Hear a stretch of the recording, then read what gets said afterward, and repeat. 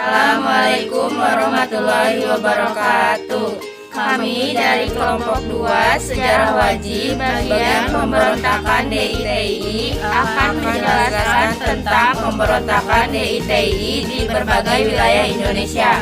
Apa sih pemberontakan DITI itu? DI atau Gerakan Nurul Islam merupakan gerakan politik yang bertujuan mendirikan negara Islam Indonesia. Gerakan ini mempunyai pasukan yang disebut Tentara Islam Indonesia atau TII, sehingga yang biasa disebut dengan DITII. Tersebar di beberapa wilayah. Wilayah mana sajakah yang menjadi persebaran wilayah DITII? Tersebar di wilayah Pulau Jawa, Sumatera, Sulawesi, hingga Kalimantan. DITII kapan pertama kali muncul dan di daerah mana? DITII muncul pertama kali di Jawa Barat yang dipimpin Sekar Maji Mardridjan Kartosoewirjo. Apa yang menjadi latar belakang terjadinya pemberontakan DITII di Jawa Barat? Dilatar belakangi karena mereka tidak menyetujui adanya perjanjian Rempil dan berupaya menggalang dukungan gerakan perlawanan terhadap Belanda untuk bisa menjalankan misi mereka, yakni mendirikan negara Islam. Jadi, latar belakang DITII Jawa Barat adalah mendirikan negara Islam. Apa puncak permasalahan DITII Jawa Barat? Puncak permasalahannya ketika Kartosoewirjo mendirikan Negara Islam Indonesia atau NII secara resmi pada 7 Agustus 1949. Cara pemerintahan Indonesia untuk menanggulangi pemberontakan DITII di Jawa Barat. Pemerintahan Indonesia menanggulangi pemberontakan DITII di Jawa Barat dengan 2 cara, melalui jalan damai dan operasi militer. Bagaimana upaya pemerintah jika dengan jalan damai gagal? Jika dengan upaya jalan damai gagal, pemerintah Indonesia kemudian melancarkan operasi militer yang dinamakan Operasi Pagar Betis. Apa itu Operasi Pagar Betis? Operasi Pagar Betis adalah operasi militer Indonesia untuk mengakhiri pemberontakan DITII di Jawa Barat yang dipimpin oleh Kartosoewirjo dengan mengepung markas pemberontakan di Gunung Geber. Bagaimana akhir dari pemberontakan DITII di Jawa Barat?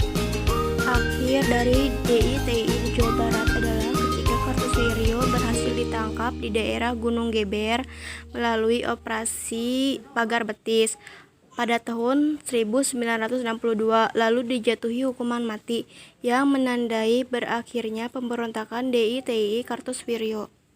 Selanjutnya, kita beralih ke Jawa Tengah. Apa yang melatar belakangi DITII di Jawa Tengah?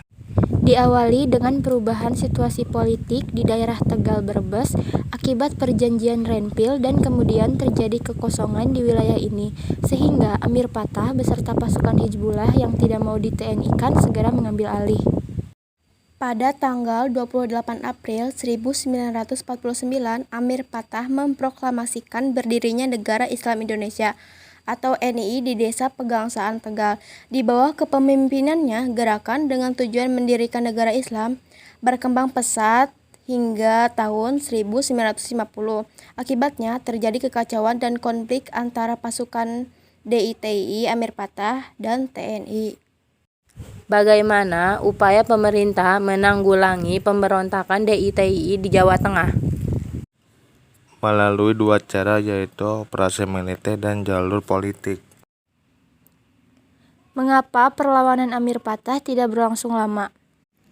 Karena kurangnya dukungan penduduk membuat perlawanannya cepat berakhir. Bagaimana akhir dari pemberontakan DITII Amir Pattah di Jawa Tengah? Pada Desember 1951 ia menyerah. Selain Amir Pattah di Jawa Tengah, timbul juga pemberontakan lain. Pemberontakan apa itu? Pemberontakan yang dipimpin Kiai Haji Mahfud atau Kiai Sumulango dan pemberontakan Batalion 426 dari Divisi Diponegoro, Jawa Tengah. Mana latar belakang pemberontakan DITII Kiai Sumulango? Latar belakangnya ingin menciptakan suatu negara Indonesia yang berdasarkan prinsip-prinsip Islam yang didukung oleh Laskar Bersenjata Angkatan Umat Islam atau AUI. Apa akibat dari pemberontakan DITII Kiai Sumulango? Hancurnya daerah Kebumen dan ribuan rakyat mengungsi, serta ratusan ikut terbunuh. Selain itu, desa-desa juga mengalami kerusakan. Nah, akhir dari pemberontakan DITI Kiai Sumolangu. Pada akhir Juli 1950, Kiai Sumolangu melakukan pemberontakan. Sesudah sebulan bertempur, tentara RI berhasil menumpas pemberontakan ini. Ratusan pemberontakan dinyatakan tewas dan sebagian besar berhasil ditawan. Wilayah mana saja yang menjadi cakupan Batalion 426? Wilayah Kudus, Klaten, hingga Surakarta. Akhir dari pemberontakan DITI Batalion 426. Walaupun dianggap kuat dan membahayakan, namun hanya beberapa bulan saja pemberontakan Batalion 426 ini berhasil ditumpas. Selanjutnya kita beralih ke Sulawesi Selatan. Apa yang menjadi latar belakang DITI di Sulawesi Selatan? Karena adanya ketidakpuasan di kalangan bekas pejuang gerilya kemerdekaan yang tergabung dalam Kesatuan Gerilya Sulawesi Selatan atau KGSS terhadap kebijakan pemerintah pusat terkait pembentukan Tentara Nasional Indonesia atau Angkatan Perang Republik Indonesia Terikat TNI atau APRIS. Bagaimana jalannya pemberontakan DITI di Sulawesi Selatan? DITI di Sulawesi Selatan dipimpin oleh Kahar Mujakar, dipimpin KGGS dan berlangsung cukup lama, yakni 12 tahun lamanya. Pada masa Revolusi Islam periode 1953 sampai 1965, salah satu operasi yang terkenal yaitu Operasi Toba yang bertujuan untuk menghilangkan berbagai hal yang dilarang dalam ajaran agama Islam. Apa akibat dari DITI Sulawesi Selatan? Akibatnya mengancam kedamaian rakyat sipil karena kerap kali terjadi pertempuran antara pemberontakan dan pasukan pemerintah. Bagaimana upaya pemerintah mengatasi pemberontakan Sulawesi Selatan? Pemerintah melancarkan operasi militer, operasi Merdeka, dan operasi Halilintar. TNI juga melancarkan operasi Musafir. Tanggal berapa Kahar Mujakar menyatakan diri sebagai bagian dari negara Islam Kartosuwiryo?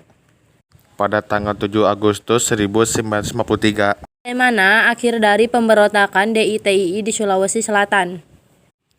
Pemberontakannya cukup memerlukan waktu lama untuk menumpasnya. Pemberontakan baru berakhir pada Februari 1965 setelah Kahar Mujakar tewas tertembak dalam suatu penyergapan. Selanjutnya kita beralih ke Pulau Kalimantan, yaitu Kalimantan Selatan. Apa yang menjadi latar belakang terjadinya pemberontakan DITI di Kalimantan Selatan?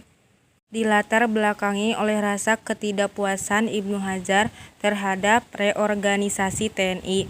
Pemberontakan DITI di Kalimantan Selatan terjadi pada 1950 yang dipimpin Ibnu Hajar. Bagaimana cara pemerintah menanggulangi pemberontakan DITI di Kalimantan Selatan?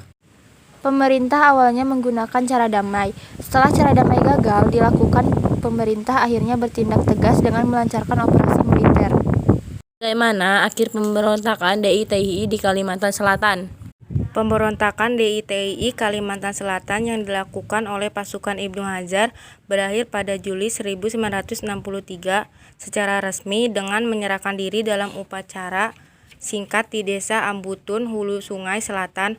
Pada 11 Maret 1965, Ibnu Hajar diadili di mahkamah militer dan dijatuhi hukuman mati. Nah, yang terakhir pemberontakan DITI di daerah Aceh. Latar belakang DITI di daerah Aceh adalah ketika pada tahun 1950 pemerintah menetapkan wilayah Aceh sebagai bagian Provinsi Sumatera Utara. Para ulama Aceh yang tergabung dalam Persatuan Ulama Seluruh Aceh atau PUSA menolak hal ini. Menurut mereka, pemerintah terlihat tidak menghargai masyarakat Aceh yang telah berjuang membela Republik. Mereka menuntut agar Aceh memiliki otonomi sendiri dan mengancam akan bertindak bila tuntutan mereka tidak dipenuhi. Bagaimana awal mula pemberontakan DITI di Aceh? Awal mulanya ketika pada tanggal 21 September 1953, Tengku Muhammad Daud Bereh memproklamasikan berdirinya NII di Aceh. Akibat dari pemberontakan DITI di Aceh. Akibatnya melakukan serangan-serangan hingga bertahun-tahun lamanya. Mereka juga melancarkan perang gerilya, melakukan sabotase terhadap alat-alat perhubungan dengan meneror rakyat. Mana upaya pemerintah mengatasi pemberontakan DITI di Aceh? Pemerintah pusat berupaya menempuh jalan pertemuan seperti Wakil Presiden Muhammad Hatta pada tahun 1950, Perdana Menteri Muhammad Natsir pada tahun 1951, bahkan Soekarno pada tahun 1953 menyempatkan diri ke Aceh untuk menyelesaikan persoalan ini, namun mengalami kegagalan. Yang terjadi ketika Daud Bere melakukan kontak dengan Kartosuwiryo.